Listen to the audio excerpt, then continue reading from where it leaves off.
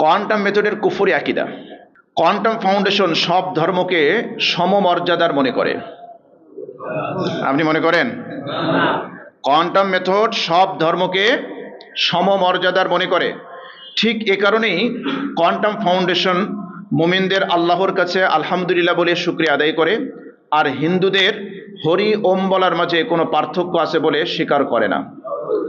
সকালে ঘুম ভাঙতেই বলুন শুকর আলহামদুলিল্লাহ, হরি ওম, থ্যাঙ্কস গড, বা প্রভু আমি কৃতজ্ঞ নতুন একটি দিনের জন্য। এটা আমরা কোত্থেকে নিয়েছি?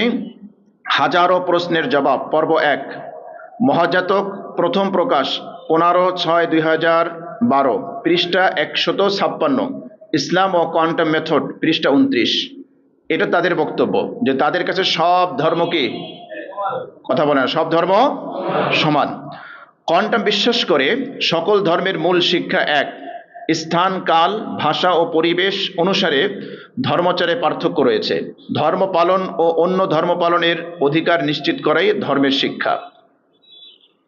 কোরআন কণিকার পাশাপাশি বেদ কণিকা, বাইবেল কণিকা ও ধম্মপদ কণিকা প্রকাশের মধ্য দিয়ে সব ধর্মের প্রতি কোয়ান্টামের শ্রদ্ধাবোধের প্রকাশ ঘটেছে। কোয়ান্টাম উচ্ছ্বাস, পৃষ্ঠা 9, ইসলাম ও কোয়ান্টাম মেথড, পৃষ্ঠা 29।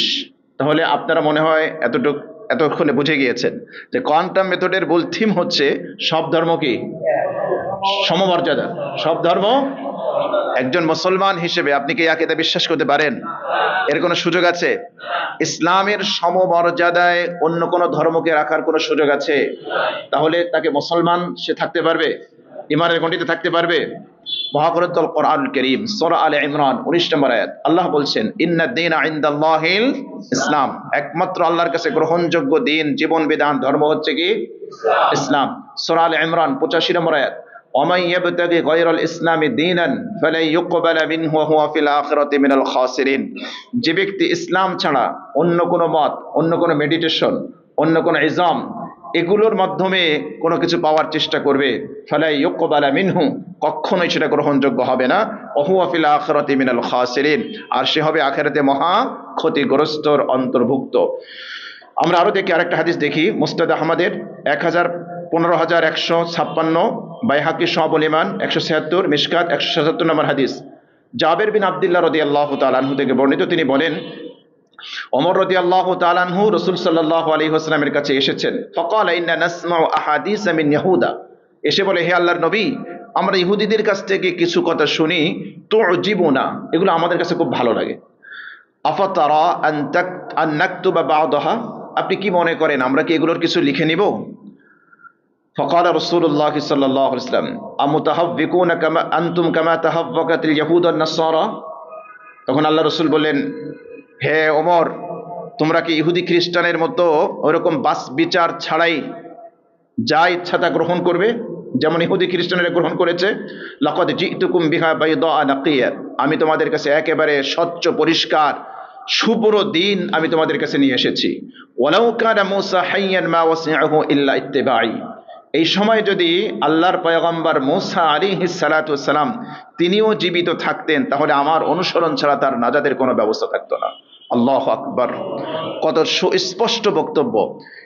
তো এত সুস্পষ্ট বক্তব্য থাকার পরে আপনি এখানে দাবি করেন যে সব ধর্ম সমমর্যাদার, এটা কোনো মুমিন, কোনো মুসলমানের আকীদা হতে পারে না। তাগুতকে বর্জন করা, এটা কোরআন কারীমের অন্যতম একটা নির্দেশনা। আপনাকে তাগুতকে বর্জন করতে হবে। তাগুতকে আপন করে নিয়ে আপনি ইমানের দাবিতে সত্যবাদী হতে পারবেন না।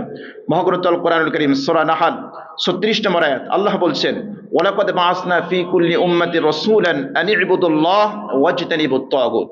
আল্লাহ বলেন যে আমি প্রত্যেক জাতির কাছে রসুল পাঠিয়েছি, তাদের মূল দাওয়াতটা কি ছিল? আন ইবুদুল্লাহ, ইবাদত করবা কার? এক আল্লাহর ইবাদত করো। ওয়াজতানিবুত তাগুত, তাগুতকে বর্জন করো। সুতরাং আপনি তাগুতকে কাছে রাখবেন আর তাওহীদকে ধারণ করবেন, এটা কখনো হতে পারে না। তাওহীদের সাথে তাগুতের সংঘাত আছে না নাই?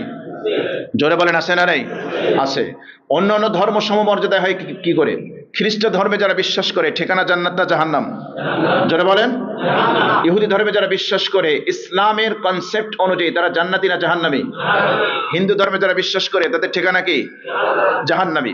সূরা বাইয়িনা 6 নম্বর আয়াত, ইন্নাল্লাযীনা কাফারু মিন আহলিল কিতাব ওয়াল মুশরিকিন, আহলে কিতাবদের মধ্য থেকে, আহলে কিতাব বলতে ইহুদি খ্রিস্টান, ওয়াল মুশরিকিন মুশরিকদের মধ্য থেকে যারা কুফরি করেছে, আল্লাহর নবীকে অস্বীকার করেছে, কোরআনকে অস্বীকার করেছে, ফি নারি জাহান্নামা খালিদিনা ফিহা, ঠিকানা কোথায়? জোরে বলেন ঠিকানা কোথায়? জাহান্নাম। মুমিনের ঠিকানা কোথায়? তাহলে সমমর্যাদার হলো কি করে? একটা হচ্ছে তাওহীদের ধর্ম, আরেকটা হচ্ছে কিসের ধর্ম? শিরিকের ধর্ম। একটা হচ্ছে তাওহীদের ধর্ম, আরেকটা হচ্ছে কুফুরের ধর্ম। তো কুফুর আর শিরিক এক হতে পারে? রাত আর দিন এক হতে পারে? আগুন পানি এক হতে পারে? অথচ উনি দাবি করলেন যে সব ধর্ম কোয়ান্টাম মেথডের কাছে কি সম মর্যাদার। এই আকীদা, এটা কি ইসলামের আকীদা না কুফরি আকীদা? এই আকীদা বিশ্বাস করলে মুসলমান থাকার সুযোগ আছে? আমরা আরেকটা হাদিস দেখি, সহিহ মুসলিমের হাদিস 279 নম্বর হাদিস, আবু হুরায়রা রাদিয়াল্লাহু তাআলা আনহু থেকে বর্ণিত, তিনি বলেন, ওয়াল্লাযী নাফসু মুহাম্মাদিন বিয়াদি, নবীজি বলেন, ওই সত্তার কসম যার হাতে আমার প্রাণ, লা ইয়াসমাউ বি আহাদুম মিন হাযিহিল উম্মতি ইয়াহুদিয়্যুন ওয়ালা নাসরানিয়্যুন, এই উম্মতের ইহুদি হোক খ্রিস্টান হোক, যারাই আমার কথা শুনবে, আমি নবী, আমার আবির্ভাব হয়েছে, আমার আনিত দ্বীনের কথা শুনবে, সুম্মা ইয়ামুতু ওয়া লাম ইউমিন বিল্লাযী উরসিলতু বিহি, কিন্তু আমি যেই জিনিস নিয়ে প্রেরিত হয়েছি, আমার এই আনত ইসলাম দ্বীন, এগুলোর প্রতি ঈমান আনা ছাড়া যদি মৃত্যুবরণ করে, ইল্লা কানা মিন আসহাবিন নার, তার ঠিকানা হলো জাহান্নাম। তার ঠিকানা কি? জোরে বলেন ঠিকানা কি? অনেকে মনে করতে পারে যে আহলে কিতাব যারা, তারা মনে হয় জান্নাতে যাবে।